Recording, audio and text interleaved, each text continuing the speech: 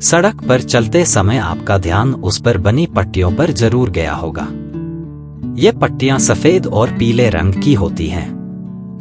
कहीं पर ये पट्टी एक सीध में होती हैं, तो वहीं कहीं पर ये टुकड़ों में होती हैं।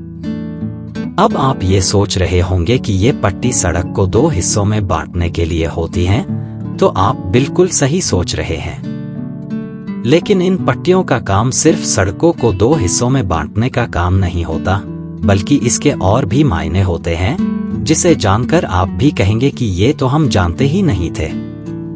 सड़क पर बनी इन सफेद रंग की पट्टी का मतलब होता है कि आप जिस लेन में चल रहे हैं उसी में चलिए। दूसरी लेन में आपको बिल्कुल भी नहीं जाना है।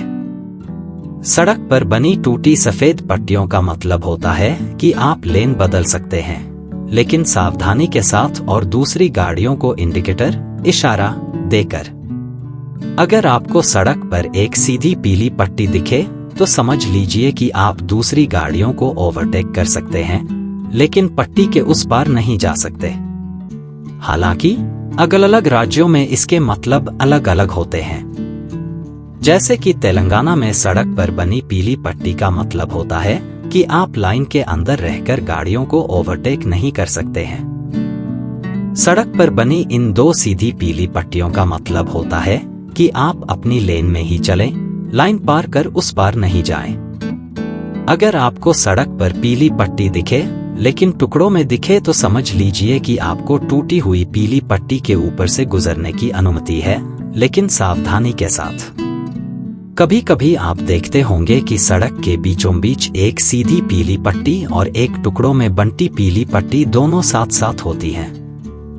इसका मतलब ये होता है कि अगर आप टूटी पीली पट्टी की तरफ गाड़ी चला रहे हैं तो आप ओवरटेक कर सकते हैं, लेकिन अगर आप सीधी पीली लाइन की तरफ हैं तो आपको ओवरटेक की अनुमति नहीं है।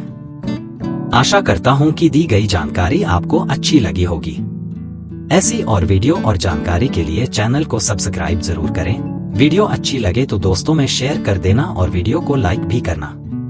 आप मेरी ये वीडियो कहां से देख रहे हैं कमेंट बॉक्स में जरूर लिखना।